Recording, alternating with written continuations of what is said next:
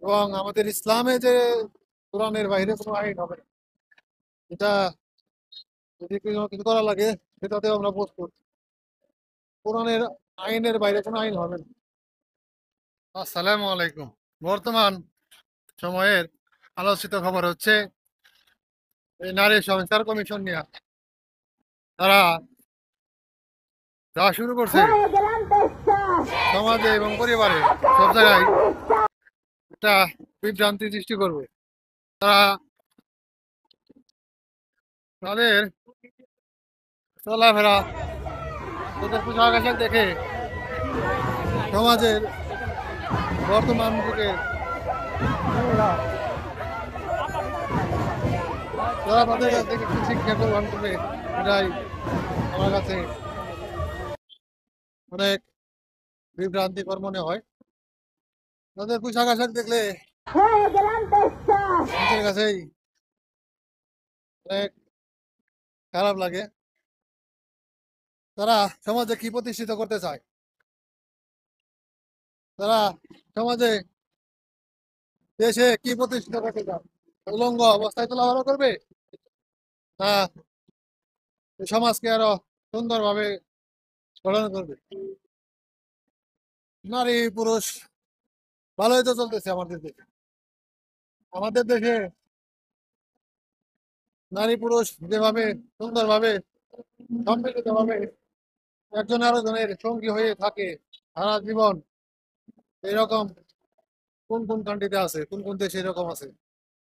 হ্যাঁ, তারা সংস্কার চাচ্ছে। সং- সংস্কার আসলে এভাবে হয় না। পরিবারের ভিতরে দ্বিধাদ্বন্দ্বে মানুষকে ফেলাতে হয়, পরিবারের ভিতরে অশান্তি সৃষ্টি করতে তারা মরিয়া হয়ে গেছে। তারা ইহুদি নাসারাদের কালচার এই দেশে প্রবেশ করার চেষ্টা করাইতেছে। তারা চাচ্ছে উলঙ্গ হয়ে চলাফেরা করবে। আমাদের সমাজে এগুলা চলবে না। তোমরা যত যাই বলো না কেন, আমাদের সমাজে এগুলা চলবে না। আমাদের মা বোন সন্তান সবাই তারা খুব ভালো আছে। সবাই সবার কারো প্রতিপক্ষ না। সবাই সম্মিলিত ভাবে পরিবারে চলাফেরা করে। এখানে যারা এই সমস্ত দাবি দাওয়া করতেছে তারা একটা প্রতিপক্ষ সৃষ্টি করছে। প্রতিপক্ষ সৃষ্টি করে পরিবারের ভিতরে অশান্তি সৃষ্টি করার চিন্তা ভাবনা করতেছে তারা। তারা যাচ্ছে পরিবারের ভিতরে অশান্তি করে একটা পক্ষপাতিত্ব করেছে, করতেছে, দুই পক্ষ বানিয়ে ফেলাইতেছে চাচ্ছে আর কি তারা এটা। তো এটা আমাদের সমাজ নিবে না। আমাদের সমাজ এগুলা কে বয়কট করে।